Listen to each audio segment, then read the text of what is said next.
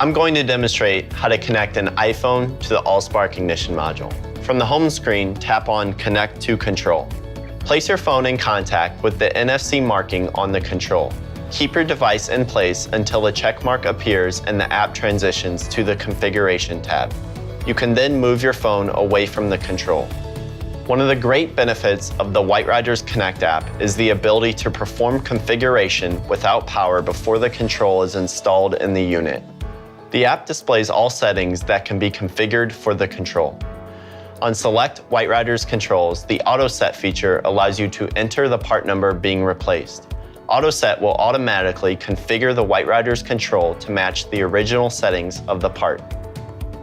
In this example, I'm going to change the system ignition type from intermittent pilot to direct spark and the tries for ignition from 1 to 3. Once configuration is complete, the data must be transferred from the phone to the control. Tap on Update Control and place your phone in contact with the NFC marking. Keep your device steady until a check mark appears, which could take up to 10 seconds. At this point, you can move your phone away from the control. The app allows you to share your new configuration, go back to review the configuration, or return to the home screen.